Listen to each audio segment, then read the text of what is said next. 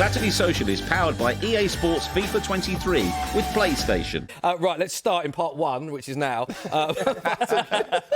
Thanks. By talking about Champions League, because a big week. We now have confirmation of the 16 teams that have qualified for the knockout stages of the Champions League. So this is the confirmed teams: Bayern Munich, Benfica, Chelsea, Manchester City, Napoli, Porto, Real Madrid, Spurs, Club Brugge, Borussia Dortmund, Eintracht Frankfurt, Inter Milan, RB Leipzig, Liverpool, AC Milan and PSG. One of those teams will be lifting the trophy, and it's a perfect time, Joe, to do our Saturday Social tier lists for the Champions League. As you can see, it is there in all of its glory. Do you want to explain the rules for this one? Yeah, very, very simple. We've got 4 tiers: champions, close, unlikely and no chance. We've got all 16 clubs in the hands of Flav there. We're going to ask our guests to place the teams in the relevant categories. Obviously, champions is the top tier, so we might have a little bit of a differing of opinion in the studio. So if we do, we will allow 2 teams in champions, Flav's and Paul's, but we don't want to see 8 teams in close. Because there can't be 8 teams. There can't be 8 teams in close. I want to see some serious, hard-hitting opinions here.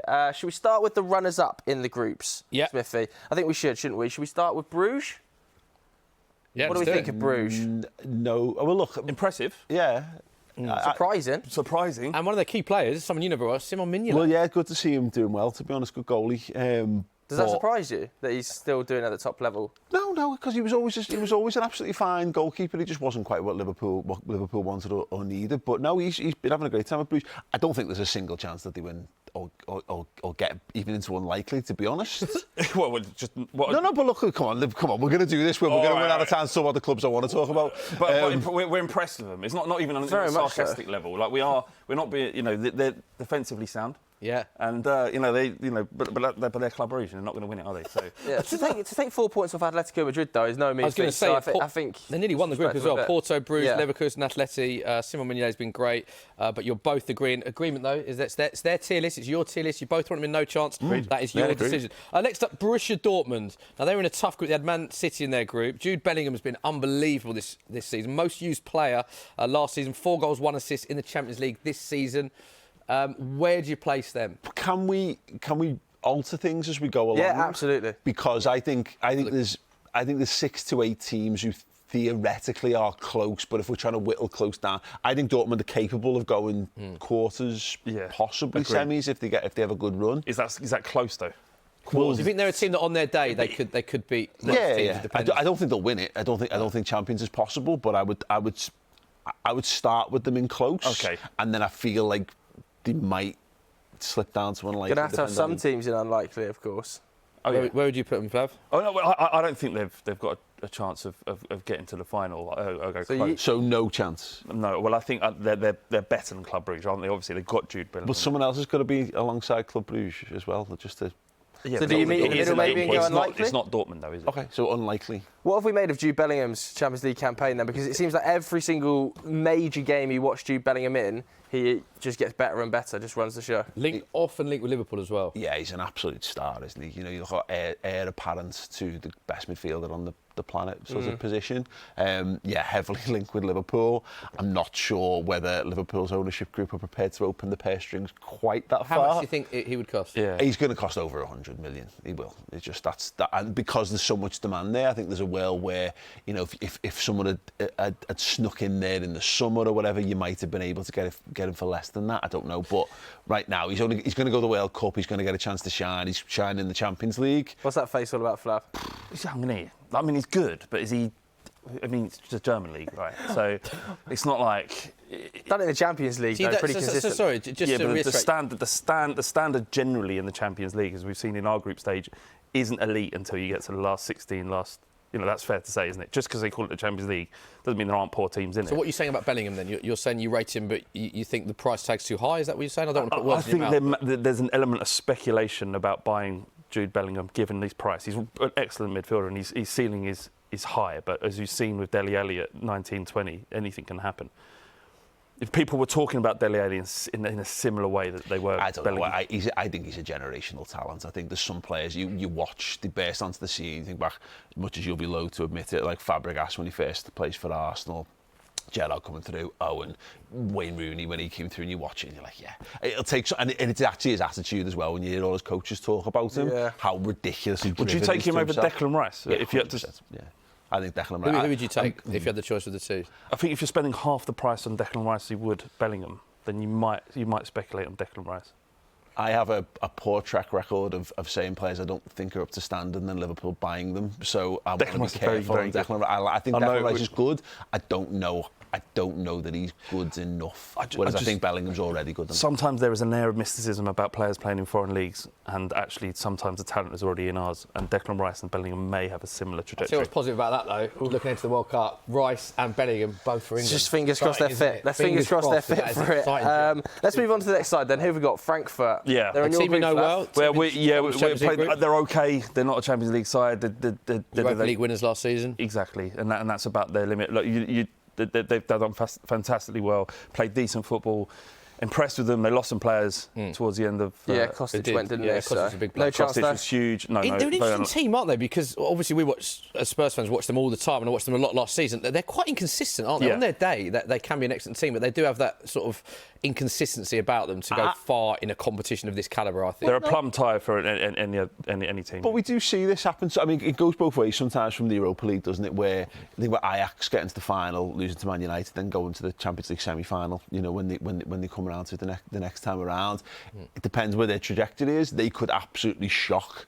I could see them potentially could get to the quarters just on that, having that cup experience, you know, European experience. But I agree on if you take a step back, I think most people would chuck them in no chance. But I'd have them in on. Tough stadium to go to as well, I will say as well. The hostile environment, the fans, and they travel in their numbers. Talking a tough stadium, San Siro up next. Yes. Inter Milan. Now, Inter Milan, it's worth pointing out the group they're in, the so-called group of death, of course, Bayern, Inter, Pilsen and Barcelona, and they got through from that group. So where do you place Inter Milan, Flav? You've always got to, you know, they're a huge club.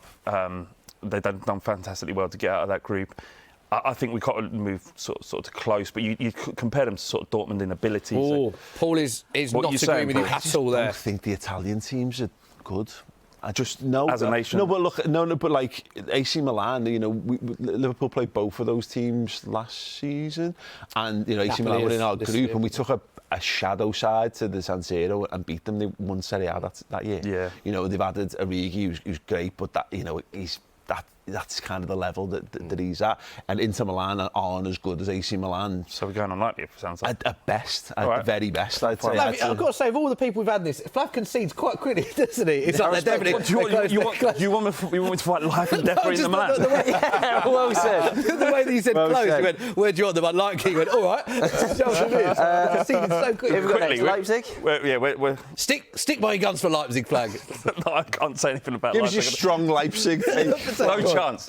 No chance. No, again, Again, they're the sort of side though that could be like a tricky draw. You know, with Nkunku up top, very, very highly Right, rated Champions League won in player, a couple of years really back, good didn't they? record at the moment recently. Spurs could draw them. They're one that I don't necessarily like. The problem with for a team like Spurs that are kind of not in the Champions League every year, you kind of want decent big ties, and RB Leipzig doesn't offer the glamour but offers all the problems of a very good Europe. Let's put them up then. Where would you put Leipzig? Unlucky. Okay, let's move on to the next team. So these are all the runners-up. Liverpool is next. Paul, we've got to give you first dibs on that. Runners-up in that group. Yep. So where do you place Liverpool? Runners-up. But amazing cup team. We have to say that amazing cup team. Liverpool. Yeah, and look, ultimately runners-up. But I think we got more points than us and Napoli got more points than anyone else in the Champions League. You know, so like.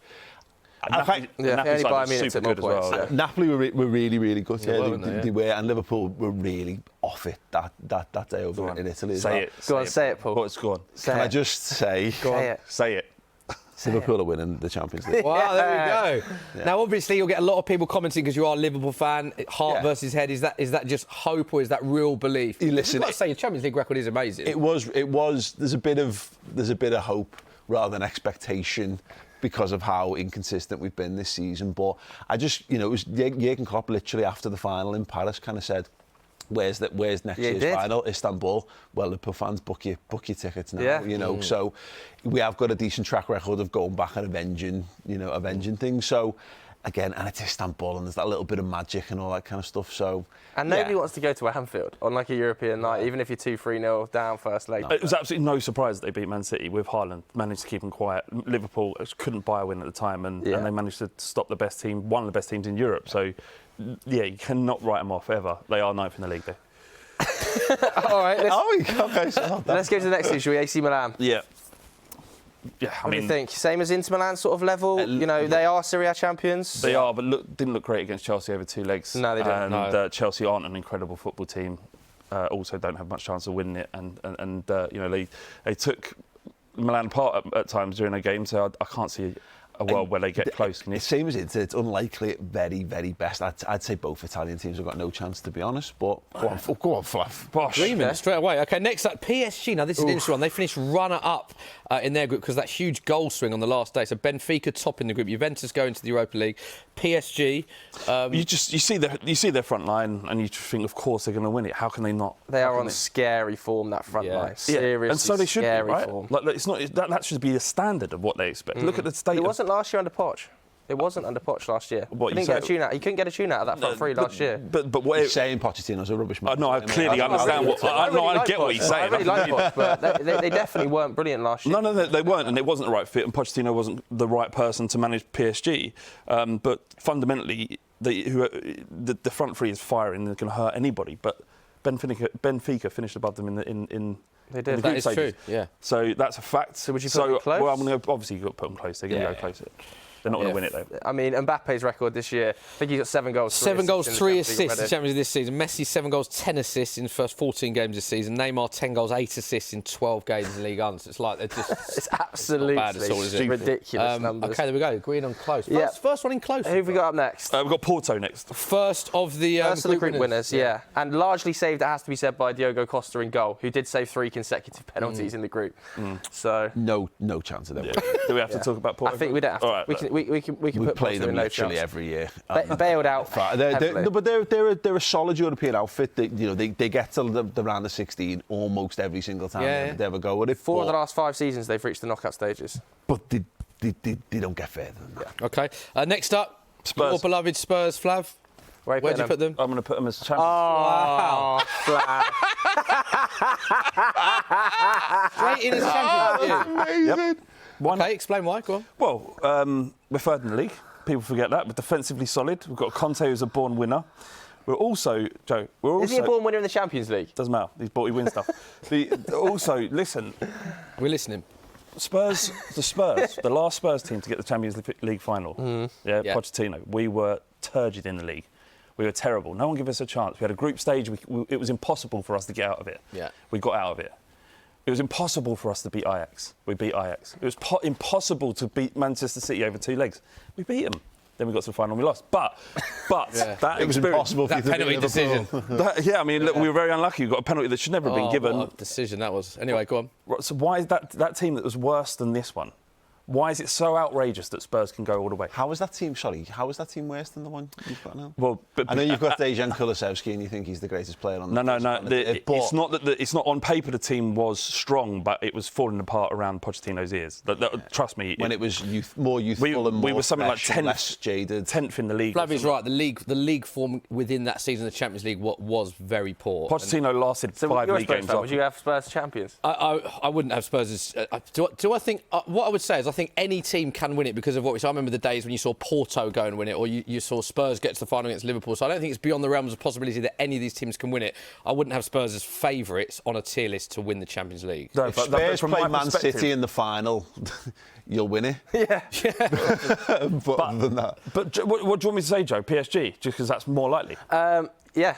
That's what you want me to You want me to come on here as a Spurs fan and say PSG because it's more likely? Are you not going to go to bat for for the number 1 UEFA coefficient ranked Manchester City? Is that? Well, we're going to come on to them in a minute. They can't do it. They can't do it. They don't have the heritage. Well, we'll come on to them. We'll come on to them in a minute. Who have we got up next? Sorry, they don't have the heritage. They're European heritage. However, you're fine with talking about... Won European Cups. We've won European Cups. Okay, sounds.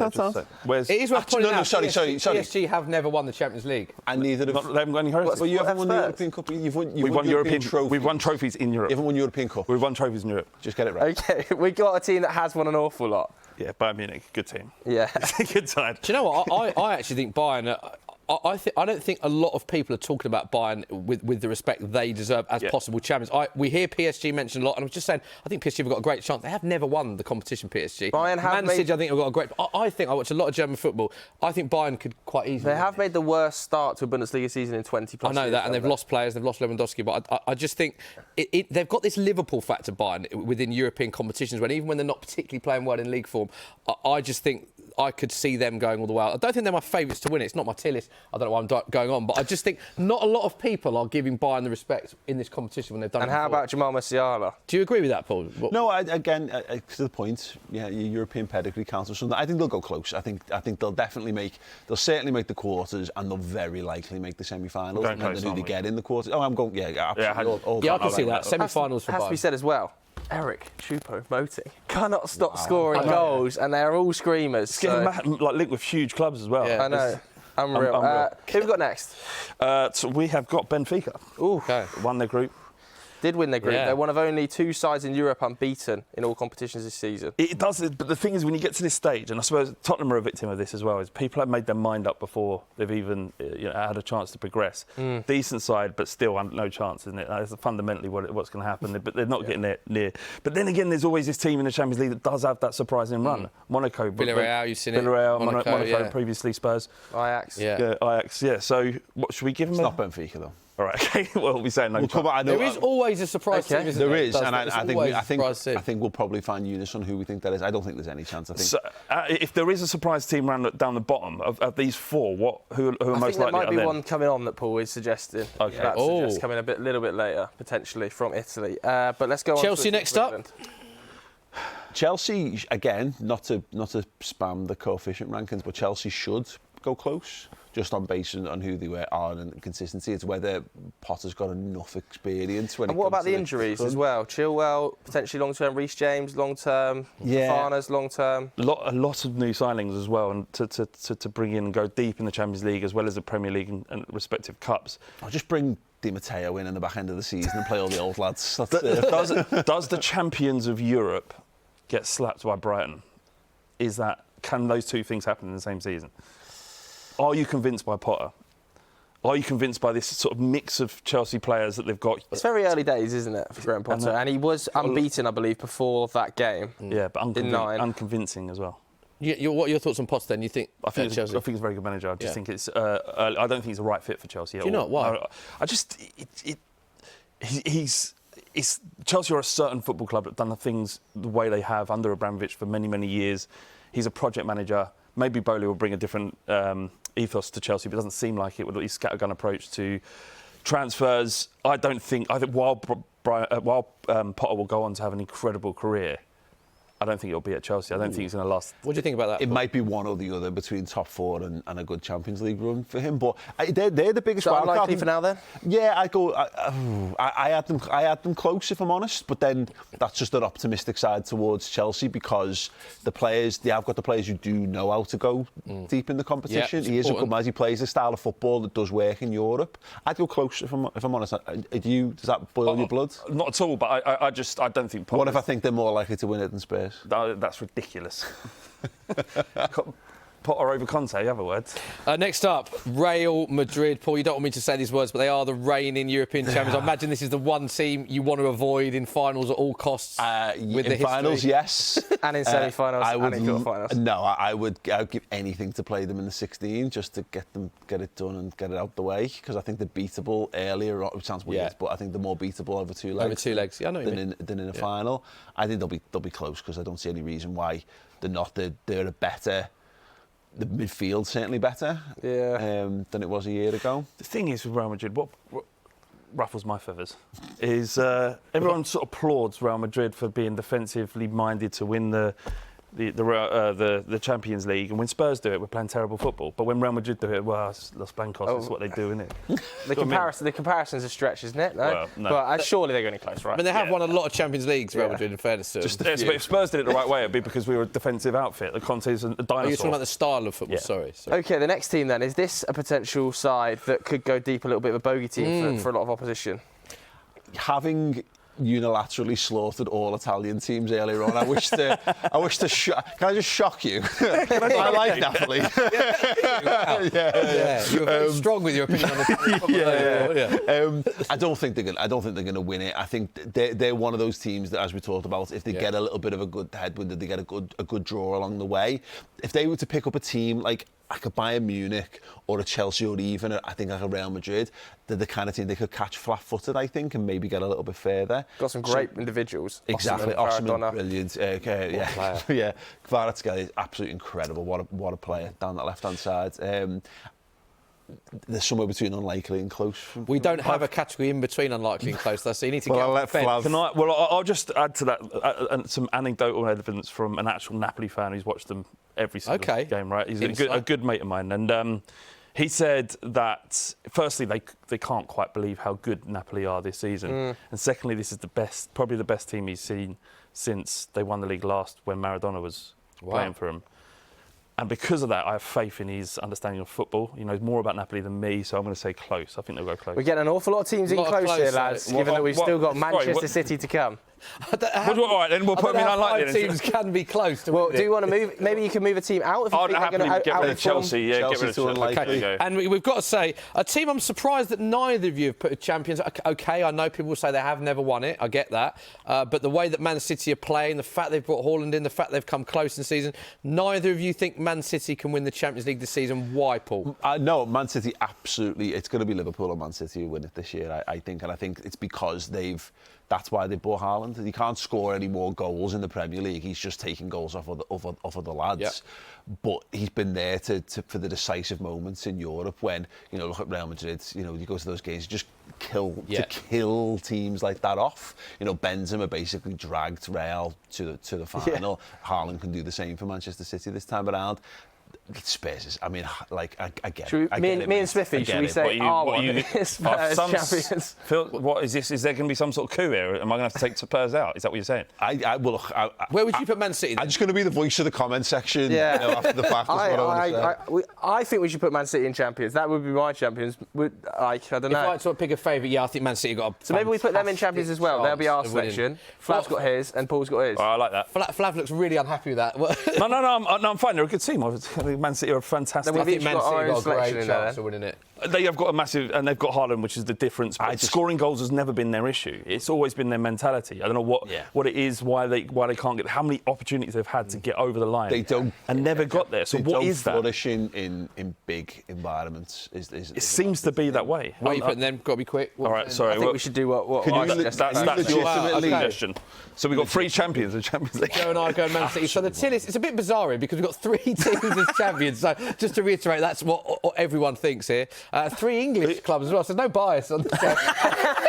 And the guests have gone with the 2 teams they support. So I'm really glad we did that. No